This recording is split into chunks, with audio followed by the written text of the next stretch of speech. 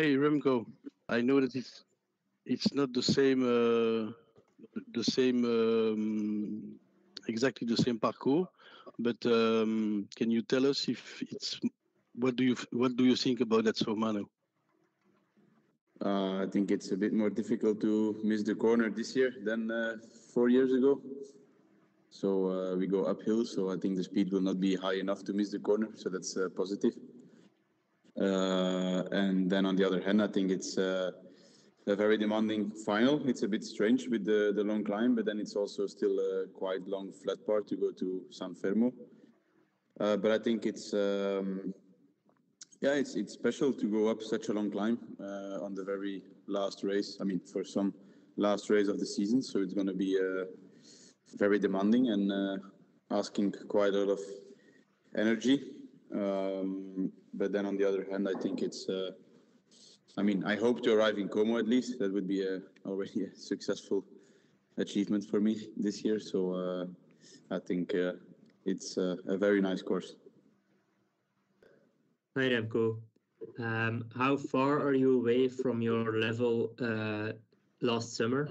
And how difficult is it to reach that top level at this point of the season?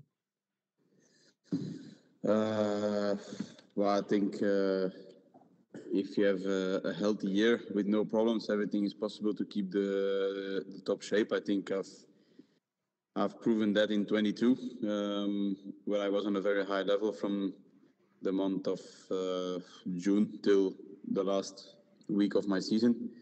But now I was in a rush after the crash in Basque to get in shape for the month of July. And I think I'm just paying that a bit right now with having a bit of a bit more struggles to keep the good shape, but I think it's all logic. So yeah, it's just getting through and just give the best that I can, and then see where the result will be. But like I said, it's it has been a very long period of very high level for me in the month of July and beginning of August, and I think with the injury before and then getting sick after the Olympics, it wasn't the best or the most smooth preparation towards the Worlds and these races. So it's difficult to compare, but I think I'm still good enough to perform. If this for the win or not, that's something I can not tell for the moment. Okay, thanks. Mr. Hood. Hi, Remco. Andrew Hood from Velo News. This year, you seem to be in your best shape, perhaps ever, even looking perhaps even thinner and more cut. Did you change something coming into this season with your training or diet or nutrition that kind of helped you get to this new good level? Thanks. Actually not. I think just a bit more, I don't know, getting a bit more old, the body getting, old, just a bit older than the years before. Bodies change once the age is coming as well. So I think it's just a bit of everything coming together. Also being a bit more strict towards myself with diets and trainings, etc. So I think it's just a bit of the combination of everything, but nothing special that I've changed. Hi Remco, this week you said your battery was getting maybe a bit empty at the end of the season. Do you have an indication at how much percent your battery is and where you're able to recharge the battery a bit this week? Thank you. My phone for the moment is 44%. Myself, I don't know. So, it's difficult to give a percentage. I don't know. It's really difficult to give a percentage. It's always funny when riders or people, they say that they're at 105%, and then it's different. So yeah, I don't know at what level I am for the moment. I think it has been clear that it's not the level from the month of July and the Olympics, but we'll see. It's a last race. It's a long race. So even with a bit of less percentage in the body, I should still perform. But like I said, if it's for the win or not, I think it's going to be difficult. But of course, I will give myself at 100% and empty the tank one more time in this beautiful race. Hi, Remco. Just in light of what happened at Zurich with the tragedy, there's a lot of discussion about rider safety. Do you think there's anything that more needs to be done? I know there's some discussions with the different stakeholders, but what's your personal view on this? I mean, do you feel like racing could be safer? I mean, of course, I think what happened in Zurich was actually just a race accident. The only thing I would say in that case is if there were riders around the girl with radio communication, you could communicate it to the car, and the car could communicate it to the jury, and then problem solved. I think. I mean, it's not problem solved, but I mean, then at least the ambulance or the first help could come way quicker than it was now. So yeah, that's maybe a reason why radio communication should be allowed in international championships, Worlds, Europeans, Olympics. Because I think in this case in Zurich, this was the main problem, that nobody knew about the crash, and there were riders around. But of course, if you see somebody crash, you would always think, okay, the person is gonna stand up and then just continue the race. But yeah, like I said, if there were no images or nobody saw it happening from a car, and also the riders on the bike could not say anything, then I think that was the biggest problem in this case. But of course, it's not up to me to say things like we have to change this or that. I think we have already said quite a lot also last year in the case of Gino with the downhill finish without any protection on the side of the road to not get into the ravine. Those are things that we already said as being riders. And I think what I just mentioned now is the second big thing. When you see something happening, at least you can communicate it to the car, and they can communicate it to the jury, and then actions can be taken. Alexander, do you want to try again? You're on mute. Yeah, I use David. Okay, okay. Good, yeah. Alex from L'Equipe. Hi, Remco. Coming back to Sormano, did you do a recon this week? How did you feel about passing where you fell? And is it still a bad memory, or have you forgotten about it? Thank you. No, I think I've passed over that moment. I visited the place last year after the race, and I think that was a good decision to just have a moment there for myself and with Umi, and just looking at the point where everything happened, trying to kind of analyze what I did wrong. And I think it helped me a lot with just let's say having a bit less fear on the roads around here, and also just in general. So I think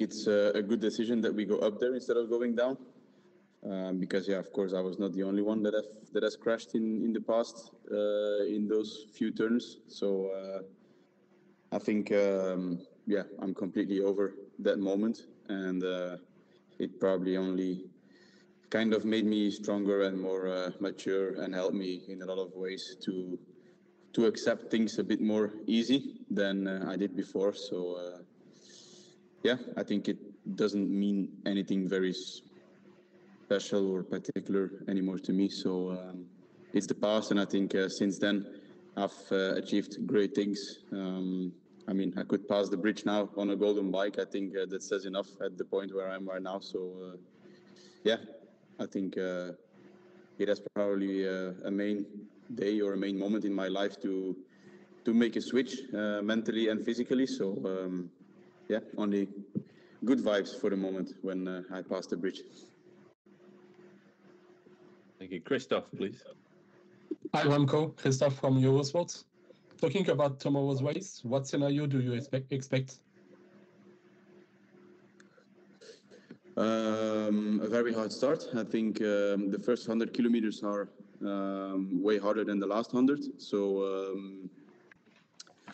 yeah, what can I say? I think it's going to be a big fight for a strong breakaway because, like I said, if you have a very hard parcours in the start, it's going to be a big challenge to keep the breakaway under control and quite close, let's say. And then there's a longer valley next to the lake where it's also pretty difficult to organize with the left and right and a bit of turning around. So I think once we go left up the climb of Ono, I think the race is gonna break open. I'm not saying with attacks, but for sure.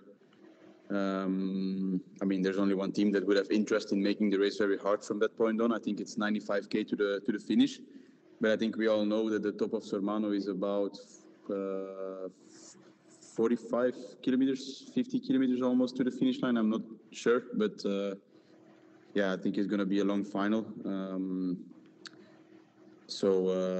Yeah, like I said, trying to save energy as long as possible, staying out of trouble, and then make sure that the legs are still fresh for the last 95 kilometers.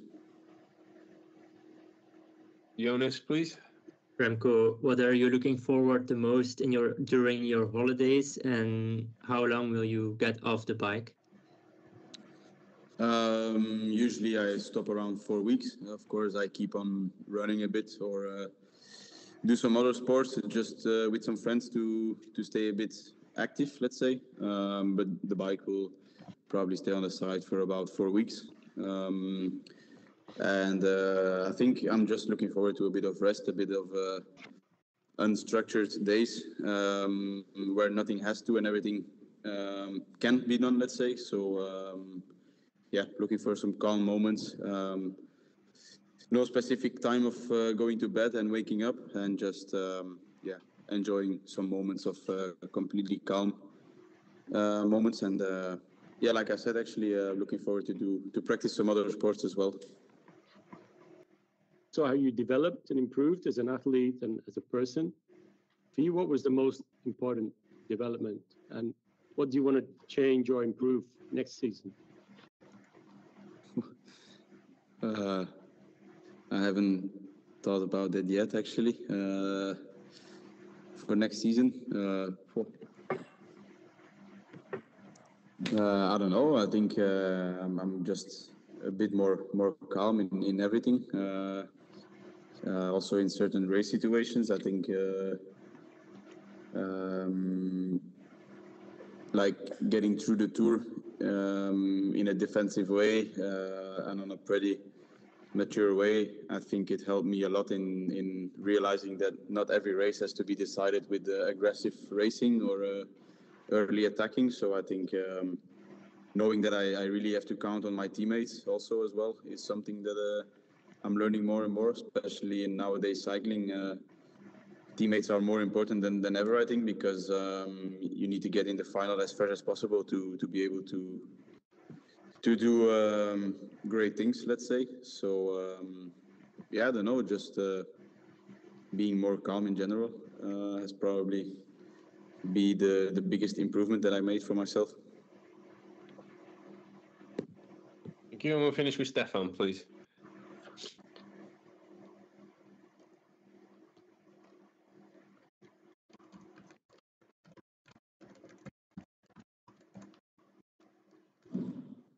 No, you're still on mute. Hello, no, I am there. There you go. Yeah.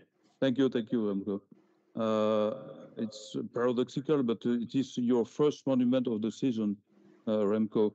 And do you plan, as Tadej Pogacar, next year to explore perhaps of Milan-San Remo or Flanders? Thank you. Yes, unfortunately, it's my first monument, exactly. I mean, the plan was to do 2 this year, but everybody knows the reasons. So, yeah, I think for next year we have to see. Probably Flemish Classics are a bit difficult in the program for my bigger goals and things I really want to achieve. let's not say as fast as possible, but pretty soon. So yeah, we'll have to see about next year. I think if there is a classic that maybe can be done, it's going to be Sanremo, but I think the Flemish ones is going to be difficult. But yeah, like I said, we didn't have any discussions about this yet, so I think the chance is bigger that I will not take place or take the start line in the classics in spring, except for the Ardennes ones, of course. But the Flemish ones or Sanremo, I think the chance is bigger to not do it than to be doing it.